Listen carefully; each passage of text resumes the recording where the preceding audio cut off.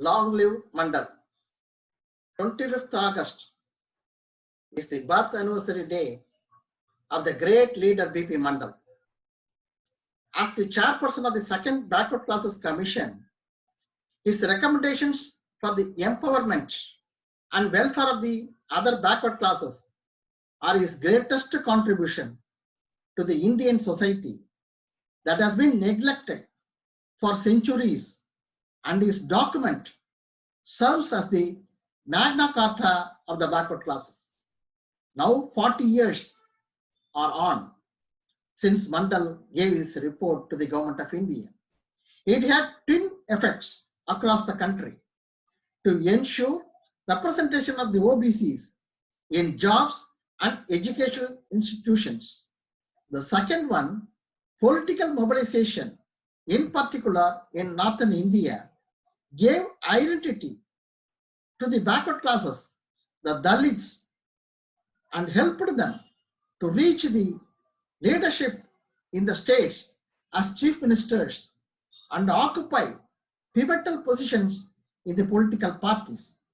But now, when we analyze after 40 years, can we say that we have achieved the real goal of social justice which B.P. Mandal aimed when he presented the report?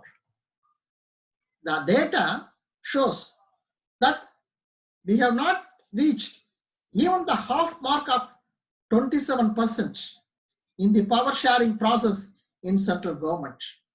The beneficiaries of the post-Mandal political class leaders are in back foot today and do not wish to take the Mandalization further towards the goal of social justice.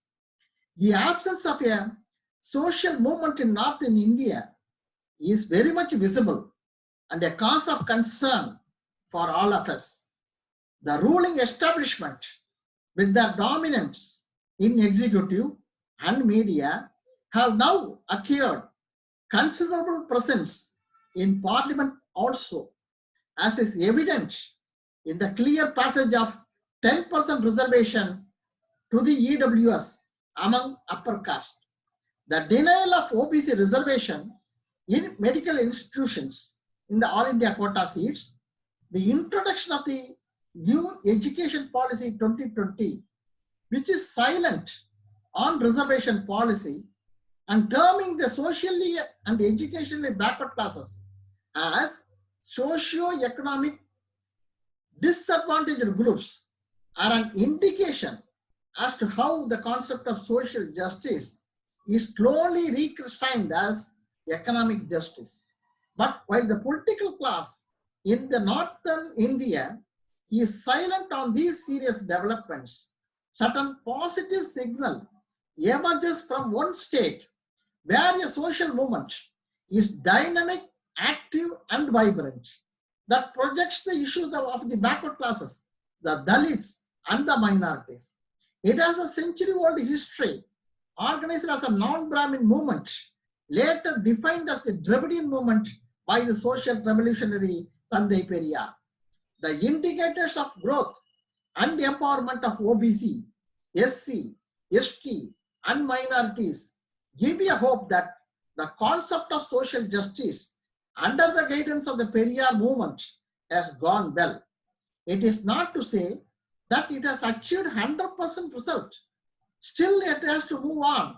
But in comparison, it has shown better results.